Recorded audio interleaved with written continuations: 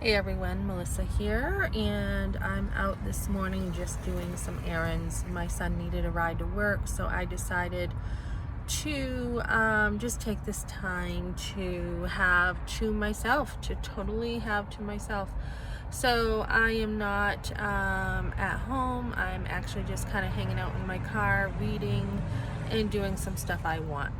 So I have just saw a video by PM Stenzel, and I don't like the lighting in this car, but anyways, PM Stenzel, and first time I've ever heard her. She is a huge pro-lifer, and she talks about sex, and she's talking about sex with not just teens but parents.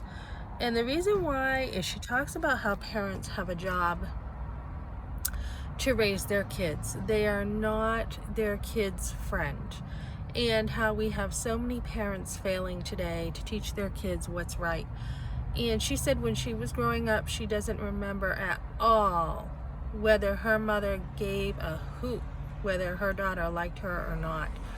Her mother not for 1 second thought, I wonder if my daughter likes me. She didn't care. She did not have a household that was a democracy. It was her parents' house, and they had the rules, and it really didn't matter if you liked it or not. And I really like a lot that she has said, because we're living in a world right now where parents want to be their kids' best friend. And she said if she had been her daughter's best friend at 15, that would not have happened later, that she became, they're good friends now, and her daughter's 22.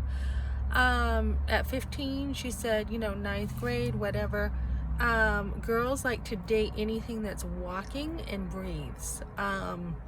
She's got a point there. And instead of, boys saying, oh, I have a skateboard, date me, the girls usually want older boys who have a car. And she talks about how her daughter once said, she was a really tough mom, she said, and I think she's funny. She said her daughter said once, everybody else's parents are doing it, everyone else's parents, etc.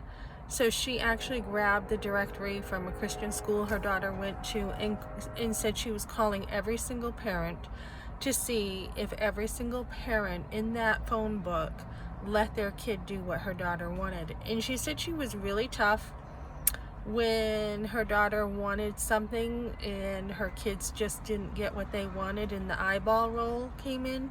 She actually knew that things were working. She didn't care if they rebelled. She knew she was the mother, and she didn't let her kids date until 16, and even then it was with a group. I did not let my boys date at all. Not until they were older, not until they were an adult. It made perfect sense to me. Why would you date someone when you're not even old enough to be an adult? You're not even old enough to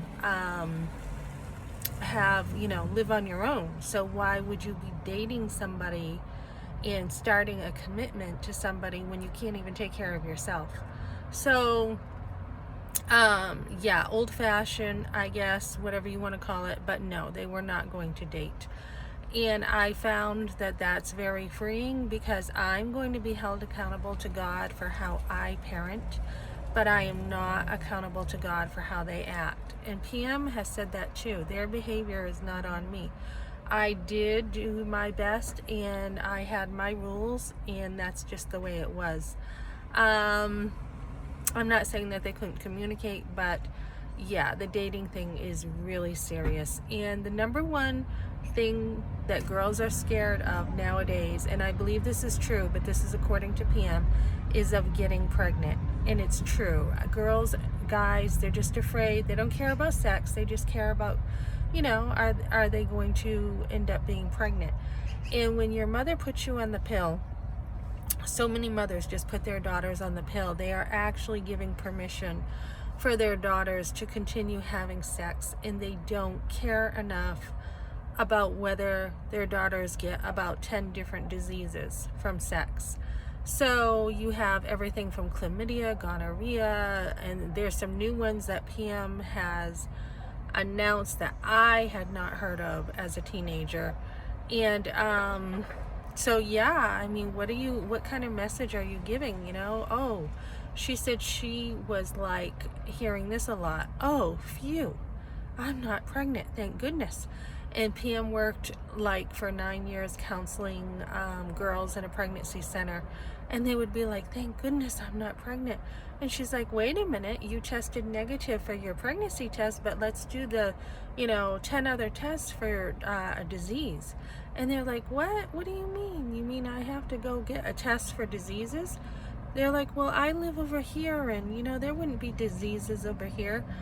So they're very naive, and she's just like, these choices you have made, basically she's saying these choices are very bad choices, very poor choices to allow kids to be doing this. And you are going to be held accountable to God as far as how you parent your kids. Did you care enough? Were you too permissive? Were you too strict? And so yeah, I really enjoy her. If you want to check out her videos, I found her today on YouTube, and just really common sense parenting.